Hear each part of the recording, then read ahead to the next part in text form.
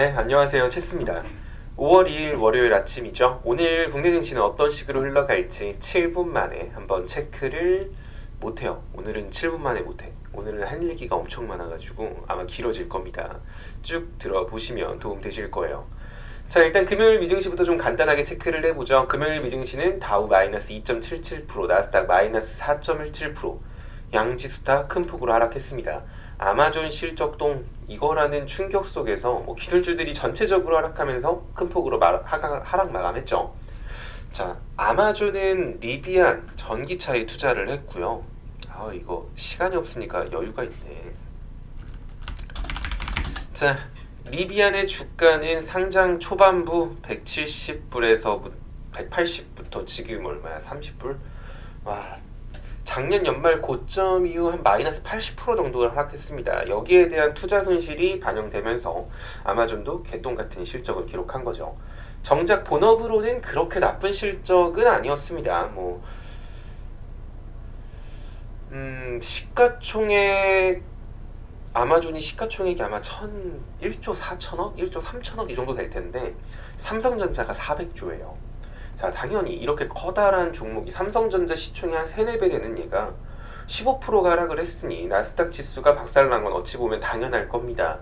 쉽게 생각해서 삼성전자가 오늘 15% 빠진 거예요. 15%, 17% 빠졌어. 그럼 코스피 지수가 멀쩡할까요? 멀쩡할 리가 없죠. 이렇게 생각을 하시면 될 것 같습니다. 자, 일단 시장의 투자 심리를 죽인 거, 즉 매수세, 매수하고 싶은 마음이 사라졌어. 자, 이걸 죽인 건 아마존의 실적이었습니다. 자, 아마존이 이렇게 실적이 똥 같다니 이거 앞으로도 우량주 계속 돈 못 버는 거 아니야? 매수하기 무서워. 약간 이런 심리가 반영이 되면서 매수세를 죽였고요. 또 미국의 개인 소비자 지출 지수 6.6% 상승했습니다. 연준이 시장 상황 파악할 때 중요하게 생각하는 지표 중 하나고요. 그리고 이제 며칠 뒤에 FOMC 회의 결과가 나오잖아요. 여기서 야, 이거 뭐야? 이거 소비자 지출 지수 이렇게나 많이 나오면 이거 연준에서 이번에 한 0.75% 이렇게 금리 올려버리는 거 아니야? 라는 이렇게 불안감도 생기게 된 거고요. 이런 불안감이 매도세를 자극한 모양새입니다. 자, 아마존으로 인해서 매수는 줄어들고 이렇게 소비 지출로 인해서 매도하고 싶은 심리는 늘어나고 이것 때문에 팔려는 사람은 늘어나고 사려는 사람이 압도적으로 줄어들다 보니까 양지수 큰 폭으로 하락했다. 딱 이 정도로 생각하시면 될 것 같아요. 사실 이거 새로운 뭔가가 나온 것도 아닌데 이거 좀 과한 거 아닌가? 라는 생각이 계속 들기는 해요. 좀 과대낙폭 같아요. 자, 미증시에서 제가 여러분들한테 그 영상에서도 매번 말씀드렸지만 주봉에서 121선이 갖는 의미가 되게 크다라고 말씀을 드렸잖아요. 뭔가 시장이 예상하지 못했던 그런 새로운 악재가 등장했을 때 막 시장을 공포에 집어삼키는 순간 그럴 때마다 121선을 이탈했었는데 근데 지금은 사실 금요일날 마감했어요. 이탈하면서 마감을 하기는 했는데 이거 아마존 리비안 때문에 실적 좀 빠진 거랑 금리 인상 FOMC 다가온 거 이게 과연 시장이 예상하지 못했던 악재인가? 라고 생각하면 그것도 아닙니다. 대형주 과대낙폭 하나로 시장 전체가 완전 앞으로 계속 박살날 거다라고 보기에는 어려움이 있다라는 거죠. 자, 과거에 사실 그때 눈썰미 좋으신 분들은 아셨겠지만 제가 이제 커다란 악재를 대표적으로 말씀드렸는데 과거에 2016년에도 이탈한 적은 있어요. 이때는 어마어마하게 개파락하고 회복했었는데 자, 이때 어떤 일들이 있었냐면 이때가 아마 미국이 시장에 돈을 막 흥청망청 이렇게 표현하기가 좀 그래. 시장에 돈을 풀다가 이제 금리 인상을 해야겠다 라고 하면서 금리 인상을 시작했던 해였습니다. 2016년이. 자, 우린 지금 같은 경우는 작년 연말부터 금리 인상 막 얘기 나왔었잖아요. 이때도 2015년 연말부터 2015년 연말에 금리 인상을 시작을 했어요. 12월 달인가 시작을 하면서 2016년도 초반부에 121선 이탈하는 모습을 보여줬거든요. 지금 사실 현재랑 되게 흡사하긴 한데 이때도 이렇게 빠지긴 했었어요. 내어주긴 했었는데 결국에는 꾸준히 우상향을 했죠. 자, 이게 무슨 말이냐? 이때도 금리 인상 갖고 시장이 빠지기는 했지만 금리 인상이라는 건 시장을 박살내려고 연준이 하는 건 아니겠죠. 경제 너무 좋아. 꼴보기 싫어. 경제 부셔버려야겠다. 요런 생각으로 금리 인상을 하는 건 아닐 거 아니에요. 자, 더 높은 곳으로 가기 위해서 더 좋은 경제가 더 탄탄하게 더 성장하기 위해서 과열된 시장 경제를 한번 눌러주면서 단단하게 만드는 작업이 금리 인상이라고 생각합니다. 뭔가 그런 거 있잖아. 철을 막 땅땅 때리면 더 단단해지는 그런 느낌으로. 따라서 금리 인상 같은 경우는 단기적으로는 뭐 당연히 악재입니다. 주식시장에서 자금이 빠져나가는데 안전자산을 선호하게 되고 하니까 단기적으로는 분명히 악재지만 장기적으로 봤을 때는 더 단단한 경제를 만드는 만큼 이게 뭐 그렇게 부정적으로 보고 막 그럴 만큼의 큰 요소는 아니라고 봐요. 오히려 이렇게 금리 인상 시기를 잘 넘겨내고 기업들이 실적을 잘 내면 이제 그때부터는 기업들이 실적도 잘 내는데 금리 인상 안 하겠대. 그럼 엄청난 호재인 거죠. 생각해 보시면 악재 속에서도 이렇게 힘든 상황 속에서도 기업들이 평타 이상의 실적을 내주고 있었는데 이 정도면 금리 인상 안 할게요 라고 연준이 발표해봐요. 그럼 폭발적으로 시장이 상승할 수 있겠죠. 보통 이런 식이라고 생각하시면 돼요. 그래서 금리 인상이 그렇게 겁먹을 필요는 없지 않나? 단기적으로는 물론 힘듭니다. 자, 2016년하고 매우 비슷한 형태로 시장이 진행되고 있고요. 물론 이거는 좀 그랬어.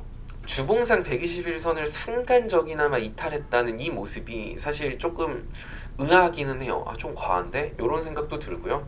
또 월봉상 보면은 이렇게 꽉 차는 부분을 나스닥이 보여준 적이 있었나?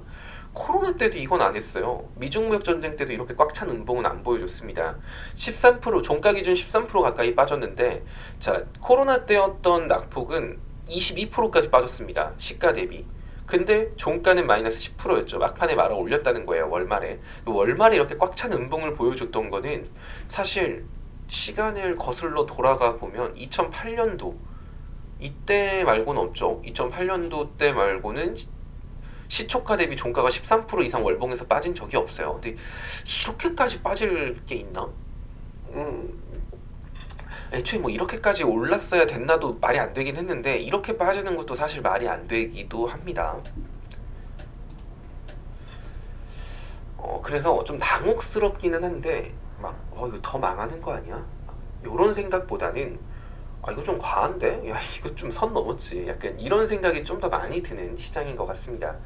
자, 이렇게 시장에 대해서, 나스닥에 대해서 한번 쭉 설명을 해드렸고요. 이제 이번 주에 있을 이슈들 한번 좀 체크를 해봅시다.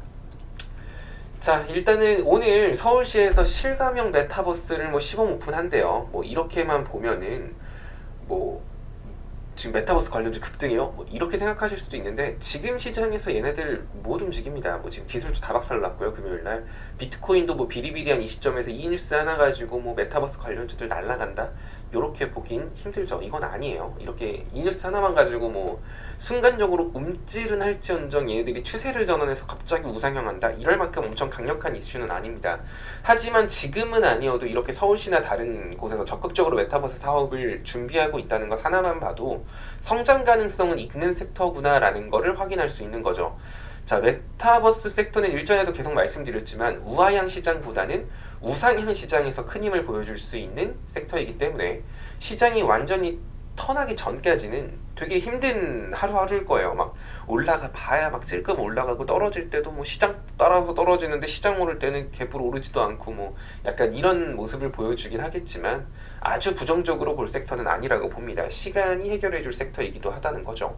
자, 선익시스템, 알체라, 넥스트, 펄어비스, 자이언트스텝 되게 많죠. 펄어비스 같은 경우는 최근에 게임 하나 중국 출시한 거 죽 썼다고 검은 사막 죽 썼다고 한 요 정도까지 빠졌죠. 주봉상 완전 타이트한 지지선까지 밀렸는데 펄어비스 같은 경우도 도깨비인가 하는 신작 출시 게임이 메타버스 기반이라는 얘기 때문에 과거에 주가가 많이 올랐습니다. 그리고 그 상승폭을 진짜 한 3거래일 정도 만에 다 반납한 것 같아요. 과대 낙폭으로도 볼 수 있겠죠. 지금 사실 차트만 놓고 보면은 얘만 그러나? 또 뭐 있을까? 알체라? 답도 없어요. 바닥이 어디니 너는 이렇게까지 빠지냐? 약간 이런 느낌 들 만큼 빠지고 있기는 한데 또 차트를 보면은 이제 위에 하나씩 갭자리들이 있어요. 자이언트 스텝도 그렇고 넥스트 이런 것만 봐도 이거 뭐야 갭자리 아니야? 이런 거 하나하나들 여기 위에도 있고. 그럼 지금은 사실 힘들어도 추후에는 메꿀 수 있지 않을까라는 기대감 때문에 약간 입맛이 도는 그런 섹터가 메타버스 섹터 아닌가라는 생각이 듭니다. 자, 그리고 두 번째로는 BTS. 하이브에서 최초의 걸그룹 르세라핌. 아, 이름도 어려워요. 르세라핌. 네, 오늘 저녁에 나오죠. 자, 첫 걸그룹 하이브에서 그 BTS의 하이브가? 라는 것 때문에 기대감이 굉장히 큰 상태입니다. 근데 지금 현재 하이브 주가도 정신 못 차리고 뭐 그냥 내리꽂고 있는 상황이에요. 바닥이라고 예상되는 자리는 일단 23만 5천 원 부근입니다. 자, 그리고 평균가부터 반등이 나오면 27만 원 7천 원? 27만 5천 원? 정도 부근까지는 이 낙폭의 절반, 과거에도 낙폭의 한 절반 정도 반등 나오고 무너졌죠. 이번에도 급격한 낙폭의 절반짜리가 60일선 부근이기 때문에 27만 5천 원, 요 정도 부근까지는 기술적 반등 나올 수 있다라고 봅니다. 자, 오늘 저녁에, 근데 사실 오늘 저녁에 앨범이 나왔는데, 와, 이건 진짜 대박이야. 나는 앞으로 르세라핌이 제일 좋아. 뭐, 요러면은, 이게 시장 반응이 그러면은 더 위로 치고 올라갈 수도 있겠죠. 근데 뭐, 약간 양산형 걸그룹하고 다를 게 뭐지? 막 에스파가 더 좋은 것 같은데? 막 약간 이런 느낌 들면은 또 바닥 깨고 23만 5천 원 바닥을 확인하러 갈 수도 있다라는 겁니다. 근데 내일 일단은 하이브의 실적 발표도 예상되어 있어요. 과연 이게 아마 일부러 이렇게 짜지 않았을까? 걸그룹 출시하고 실적 발표하고 그만큼 자신 있다라는 의미로도 보여지기는 해요. 그래서 사실 한번 속아봐? 오늘 한번 종가 베팅 한번 해봐? 약간 이런 생각도 듭니다. 점심부터 오늘 좀 낙폭, 시장 지수 따라서 낙폭 좀 생기면 한번 좀 담아봐? 이런 생각이 드는 종목이기도 합니다. 자, 그리고 5월 4일 FOMC 회의 결과가 나오죠. 우리 어린이날 때쯤 나올 것 같은데, 최근 연준 인사들이 매우 공격적인 발언들을 많이 했어요. 적극적으로 올려야 돼? 막 이렇게 말을 하면서 시장이 이거 0.75%까지 올리는 거 아니야? 이거 0.5%보다 더 올리는 거 아니야? 약간 이렇게 걱정하고 있는 상황이란 말이죠. 근데 그렇기 때문에 만일 시장이 연준에서 0.5%만 올릴게 라고만 해도 시장이 안도할 수 있어요. 다행이다. 라는 식으로 이제 불안감이 해소되면서 시장 반등할 여지도 존재합니다. 자, 그리고 이제 5월 9일 날 러시아에서 이제 정승 기념일 행사가 있죠. 이때 푸틴이 전면전을 선포할 수도 있다. 이런 얘기들이 조금씩 나오고 있기는 해요. 근데 지금까지 처음에 전쟁 이슈가 나왔을 때 제일 무서웠던 거는 유럽하고 미국까지 참전을 하면서 3차 세계대전으로 확전되지 않을까라는 불안감이 컸었잖아요. 근데 지금까지 전쟁이 길어졌을 때 유럽하고 미국 행동하는 거 보면은 사실 전쟁에 직접적인 참여는 안 하고 군사적인 지원만 하고 있는 만큼 확전 가능성이 굉장히 낮다라고 보여지고 있어서 전쟁에 대한 그런 우려가 많이 시장에 대한 불안감이 좀 해소되어 있는 상태죠.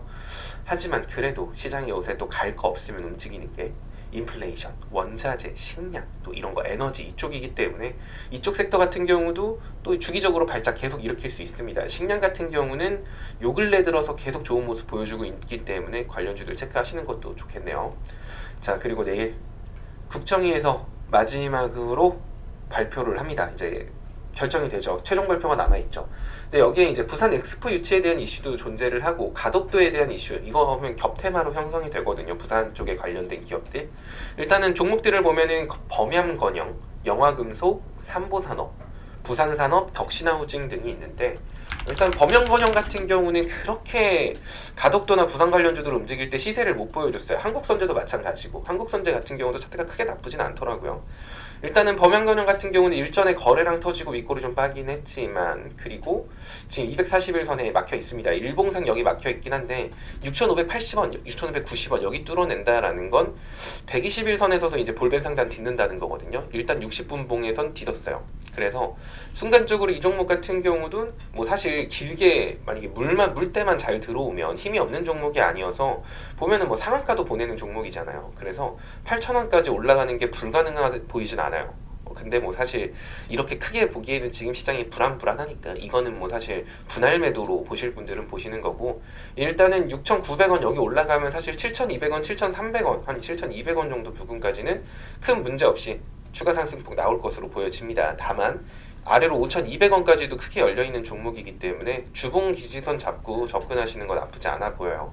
일단은 한 6,100원 정도 선 이탈하면 아래로 5,200원 정도까지 추가 조정폭 나올 수 있기 때문에 6,100원 정도를 지지 라인이나 이제 대응 라인으로 보시면 될 것 같고요. 6,600원 돌파 시에는 6,600원 돌파시 한 7,100원 위로도 상승폭 나올 수 있으니까 관심 있는 분들은 체크하셔서 매매에 참고하시면 될 것 같습니다. 자, 금요일날 미증시가 큰 폭으로 하락한 만큼 당연히 국내 증시도 오늘 뭐 그렇게 좋은 모습을 보여줄까라는 생각은 안 들죠. 아이씨, 근데 막 그렇게 공포스럽진 않아요. 좀 과한데, 좀 이거는 좀 선 넘었지. 뭐 약간 요런 생각이 더 드는 시장입니다. 그러니까 좀 좋게 생각하시면 될 것 같아요. 자, 일단은 5월에는 그 어린이날이 있죠. 그 어린이날 노래 가사가 그 5월은 푸르구나 라고 시작을 하는데 노래가 잘못한 것 같아요. 정말 푸른 파란색으로 시작할 것 같아서 살짝 걱정이 되기는 하는데 뭐 또 어떻게 또 이 또한 지나가겠죠. 뭐 제가 시장 꼼꼼히 체크해드리고 이것저것 알려드리면서 끌고 갈 테니 잘 따라오시기 바랍니다. 자, 다들 이번 주도 본업에서 파이팅 하세요.